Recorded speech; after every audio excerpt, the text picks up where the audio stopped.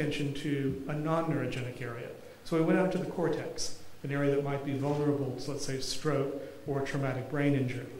And normally there's no neurons produced there. But there are some proliferating cells. And again, we're keeping with our color label. Our newly proliferating cells are these green cells here. And we asked ourselves, well, who are these cells? What are they? Well, we can take a look at various other markers, and we can look for something that's of a very early commitment, SOX2, a gene that we talked about earlier, that's expressed in immature cells. And we can see, in fact, there's co-labeling. We can see co-expression of those populations. So that was quite exciting. That means that these cells are consistent with a primitive population.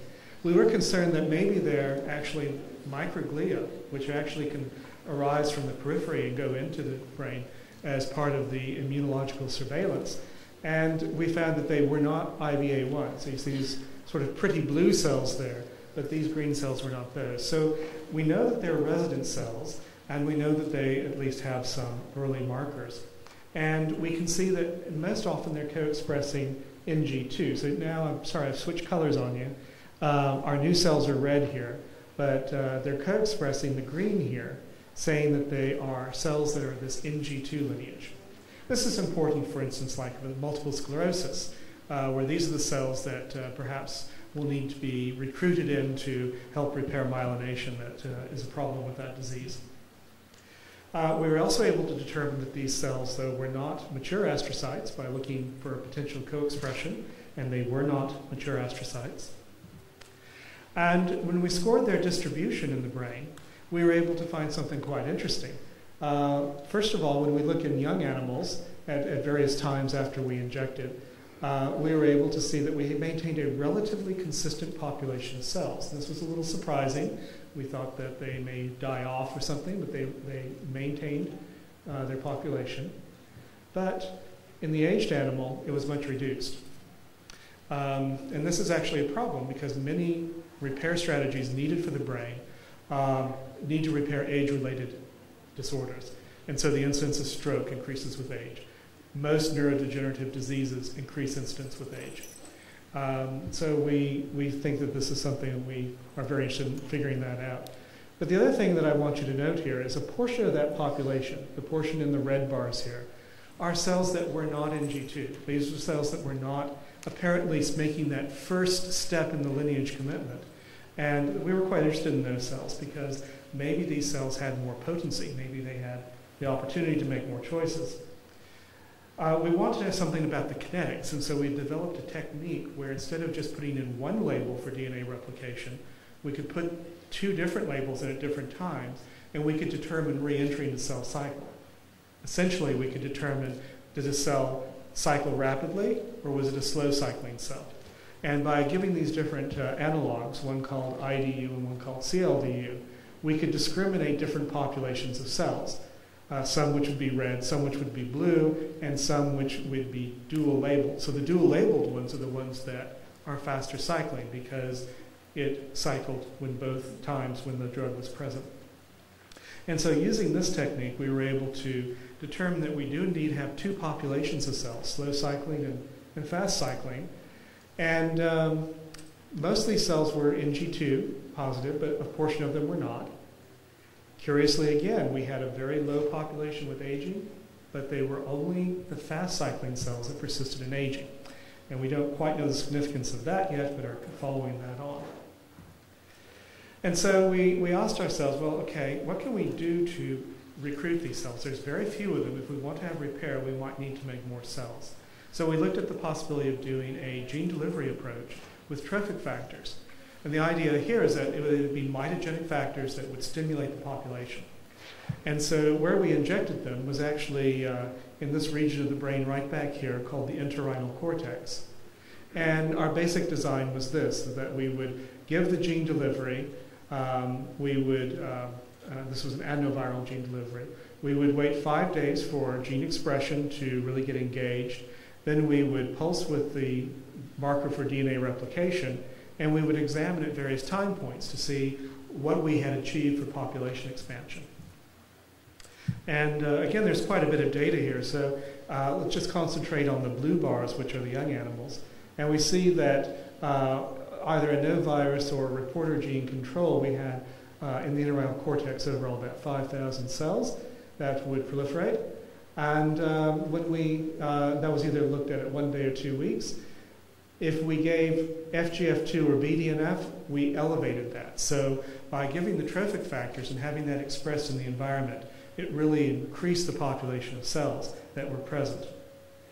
So we went out to phenotype these cells and say, well, if we're making more of them, what are they going to become? And we could determine that they didn't differentiate. And this was a bit of a surprise. The only things that we found the phenotypes for was for the ones that we already knew were going to be there. But we were hoping to see all these other types, and in fact we did not see that. And so we didn't get differentiated cells. We just got an expansion of the population. And that's shown graphically here. So if we start off with our normal population running along here, we see that yes, the population expanded at 1 day and 2 weeks for both FGF2 and BDNF, but the portion in red is the population that didn't adopt a phenotype. So this is quite intriguing. We're able to expand this population of cells that isn't committed, but they don't commit once they're expanded. And we think this is due to the absence of signals. They're not being told what it is they need to turn into. And that's because they're in an environment where those signals are not present. And so we are following a concept here that maybe what we want to do to repair the brain is not to stick new cells in, but maybe what we want to do is we want to recruit new cells. So could we actually not only expand the population, but could we drive their fate in vivo by introducing through viral delivery into the region either the trophic factors and myogenic factors that expand the population in combination then with the cell lineage factors that are going to drive cell fate, since those are apparently absent from this. And so a similar design to what I showed you before was undertaken, but instead of putting it in this dentate gyrus, where all those signals are present, now this is out in the intrarenal cortex. And so again, we've put in PAX6 and we put in the OLIG2 VP16 genes into that. And we examined to see what the fate of these cells would be under those circumstances. And for the sake of time, I'll cut straight to the interesting result. And that is that we were able to determine that infected or transduced cells were indeed able to be driven to become phenotypically correct neurons. So let me show you the evidence for that here.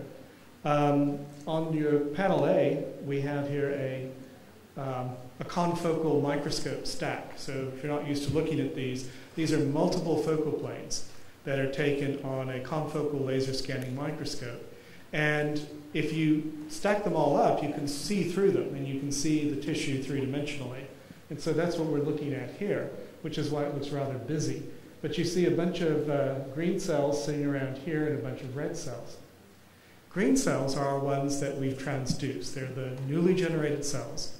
The red cells are mature neurons sitting in the environment. They're expressing something called new-in, that's how we label them. And the blue cells here are astrocytes. Now, if we take our big stack of images and we just look at a few slices through there at different levels, and we see what clearer picture, if we just go 3 microns into the tissue, and we look here, I'm boxing this cell right here, we can see a nice green cell with a red interior to it. And then nearby is a red cell. So if we look at the green, we see the green expression here, with the red expression in both of these cells. And what this suggests now is that this green cell, this newly transduced cell, is expressing a mature neuronal marker. And we can see multiple examples of that. We can pick other pairs here. And we see this one's become a neuron. And we look over here and we see that one's become a neuron. And so it is conceivable now that we can actually make new neurons in the brain in a very defined region. Getting enough number of these and getting them to make a functional contribution is still a goal that we're working on. Here we just see the overall frequency distribution and showing you that in either the OLIG2, the dominant negative, where we block glial fate, we get showing up here this pinkish grouping of neurons, or in the PAX6. So it's a relatively small frequency. But we think that this points a possible therapeutic way where our knowledge of genetic regulation of cell development can be used to manipulate cell fate to our advantages. So we can use retroviral gene delivery, and we can shift the distribution, but we have to be cautious of the context. So if we do it in an area where there's lots of signals, we have to deal with that. If we go to an area where there's no signals, we can see that we can, in fact, give appropriate lineage instruction. But as I indicated, this occurs with low efficiency, and so in terms of a therapeutic approach, this requires quite a bit more work, but offers the prospect that by directing the fate of these cells, we might be able to develop new therapies. And similar occurs for not only the brain, but other tissues that would have similar difficulties. So in conclusion, I'd like to acknowledge the people who did the work I was telling you about. Postdoc from Germany in the lab, Rika Klemkin, a grad student in the lab, Anna Halbergsson from Sweden. Laura Shin did the diabetic work, our technical support, and also thanking the funding sources that supported our work on this. Thank you for your attention.